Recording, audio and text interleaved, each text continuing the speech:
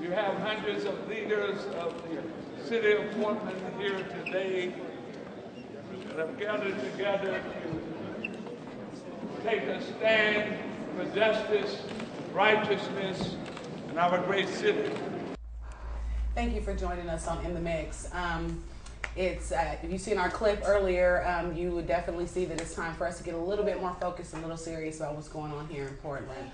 If you guys haven't known or haven't been taking, part of our Portland subject going on, Mr. Campbell was gunned down here in Northeast Portland, and we had Reverend Jessie Jackson here currently to speak on it. And it's a serious topic right now, and I think it's something that we need to focus on for our community, and so we can try to come to a resolution to come together as one here in Portland. So, man, what do you think? Let me introduce you to my guests or my crew real quick, and then we'll get back into Reverend Jessie. Definitely. It was a great experience yesterday. I'm Miss T, by the way, and me and Marcia went out yesterday to go see Reverend Jessie Jackson at Maranatha Church. It was a great experience, but he did come, like Marcia stated before, to talk about the recent killing that we had against Aaron Campbell.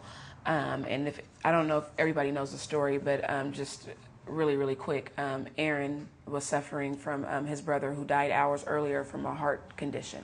So they allegedly say that he was suicidal. His baby's mother called the police to let him know that he was going to kill himself. He was distraught over his brother just dying. The police came to the scene. Apparently it was a SWAT team, not a consulted team, came to the scene, and basically he was shot in the back with hands on his head. He was unarmed. The police says that he thought that he seen him reaching for a gun, but they came to find out that he was unarmed, and they also let him bleed for 25 minutes before they brought any help. Worse than pulling the trigger, they let him lay bleeding like a dog, while dogs sniffed his bleeding body and handcuff a shot man. That's beneath the dignity of man. It's beneath the dignity of Oregonians, of citizens of Portland. People of office should know there's something not right about that. Right. There's a deeper issue here. The killing of Aaron is the surface level of a deeper malady in the criminal justice system.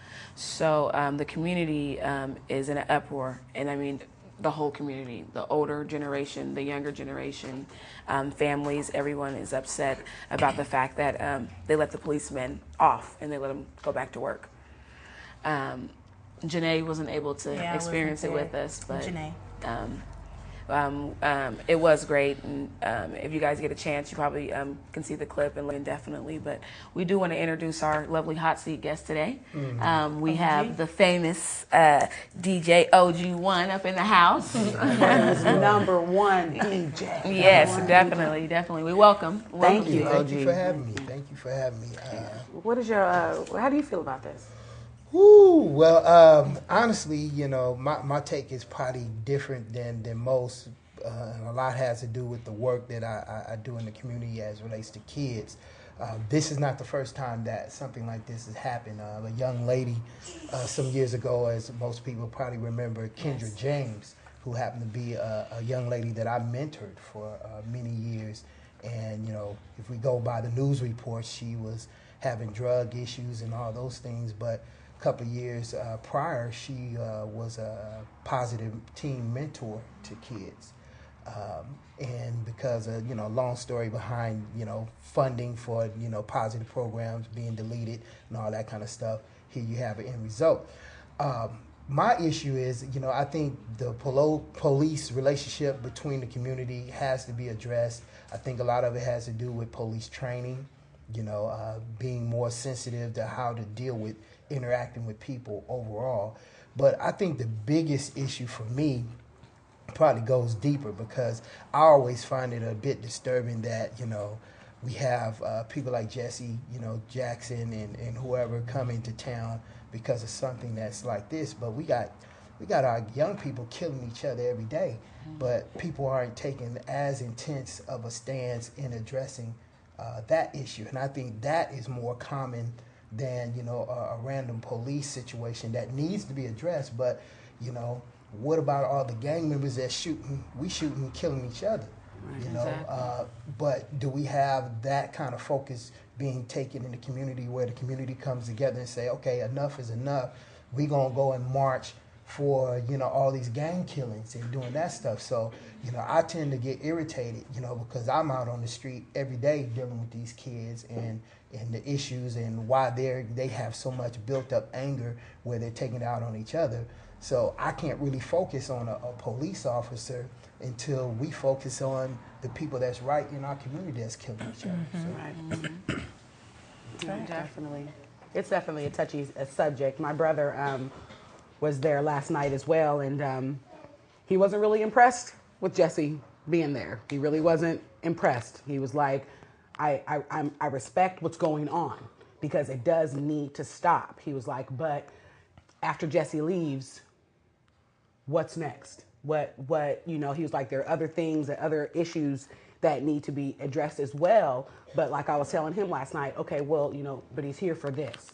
So and it's time to make a change. How can we, sometime. It's unfortunate that we can't get, a celebrity figure to come down to Portland every single time something bad happens. But, how can we help him, or have him here help us as a community after Jessie is gone? And I mean, he's gone now. I mean, you guys, if you're watching this right now, Jessie Jackson is gone. What is still happening today? Has it improved? And basically, that's what he's used for. Sorry. I mean, that's what he's used for. He's not really used for to get here and let me work with you to make your community better. He's used to get here to start it off, to pilot it, to draw attention. So now it's up to us in Oregon, Portland, Oregon, as a in our community, to get it together, to fight for ourselves. Now he's already brought it here. He paved the way. Now it's for us to keep going. It's like voting for Obama. Right. You can vote for him all day long, but if you don't keep on fighting while he's in there, it will not work. Right. So I'm saying that now we got to keep it going and we got a movement. And I did hear about the rally today, which is funny to me. I know people have their different takes, about the mayor, but he pulled the mother and the brother and the cousin in the office today. They basically told him, you're not going to leave until you tell us why you let the cop go back to work. That's the answer that I want to know. Why did you let him go back to work? Because by my understanding, this is not the first person he's killed. Well, I mean, it's never. I'm talking about this particular officer. I mean, they all are killing him. Yeah. But hasn't this officer done something else? Hasn't he taken another life? Or hasn't there been some other shooting where he has been? I mean, because I watch Channel 12, and Channel 12, they get it in. They try to get you all the juice. Yeah. And this cop is known for, being real aggressive and real, with the community. So it's like, okay, if he's got issues and he's got problems, how come he hasn't taken out and being retrained? How come y'all don't take him somewhere and retrain him? Because what's going to happen is our community is going to just fend for ourselves. And we're going to fend for ourselves. And it's, and then next thing you know, a cop's going to get killed, and then we're going to be a bad community. Guard will be called out. Right. But see, that again, the reason, to me, my honest feelings is the reason why the issue hasn't been dealt with the way it should be, because we haven't taken care of home first.